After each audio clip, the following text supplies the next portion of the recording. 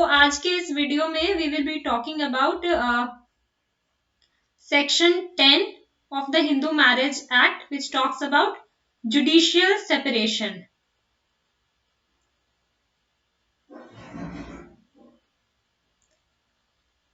So section 10 of the Hindu Marriage Act 1955 क्या बात करता है? Judicial separation. सबसे पहले ये जुडिशियल सेपरेशन वैलिड किस पे होगा या फिर एप्लीकेबल किस पे होगा? ये होगा सबसे पहले वैलिड मैरिज पे. ठीक है. So first of all the partners, the petitioner and the respondent should be into a marital relationship. तो वहां पे जुडिशियल सेपरेशन एप्लीकेबल होता है.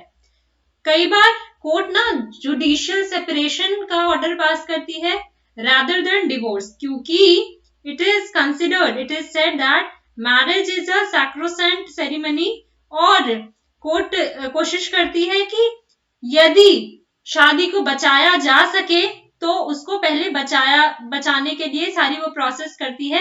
In case if by judicial separation two person do not they don't want to be there, फिर divorce तो pass होती ही है. So let us talk about what is judicial separation. क्या कहता है बेयर टेक्स्ट?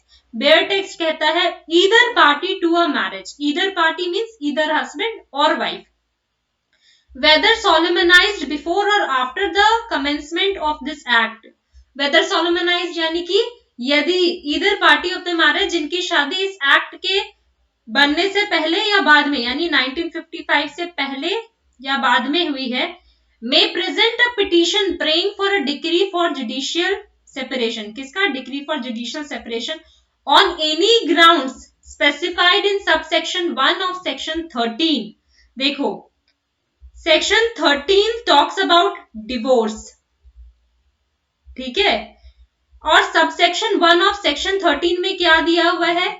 काफी सारे ग्राउंड्स हैं जिसके बेसिस पे डिवोर्स होता है. क्या है? कौन कौन से कुछ कुछ ग्राउंड्स है, जैसे कि क्रुअल्टी हो गई, एडल्ट्री हो गई,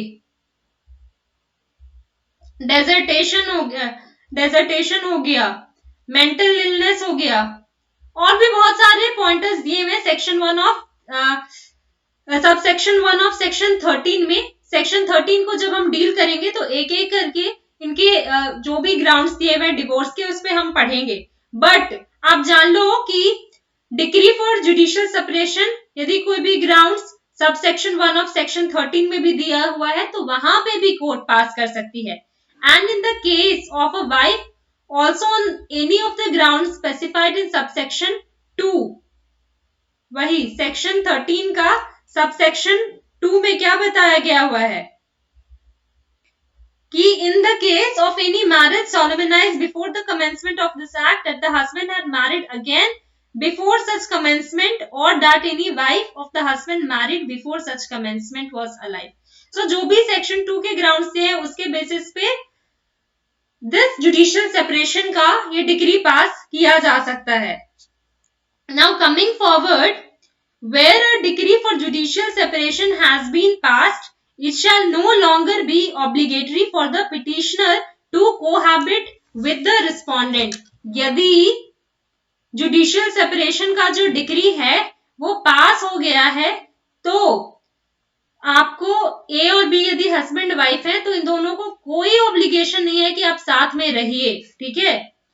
बट द कोर्ट में on the application of a petition of either party, but यदि कोई एक ने एक पिटीशन ये डाला है कि मुझे साथ में रहना है और on being satisfied of the truth of the statement made in such petition, तो उसके फैक्ट्स की जांच की जाएगी और कोर्ट को यदि लगता है कि इन दोनों को साथ में रहना चाहिए तो वो rescind the degree if it considers it just and reasonable to do so.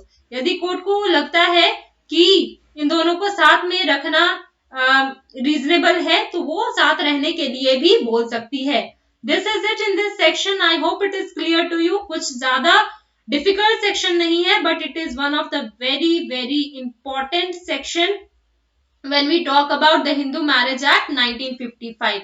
I hope this video is clear. In case you are new to the channel, you can subscribe and I'll be coming forward for more videos. Bye bye and take care.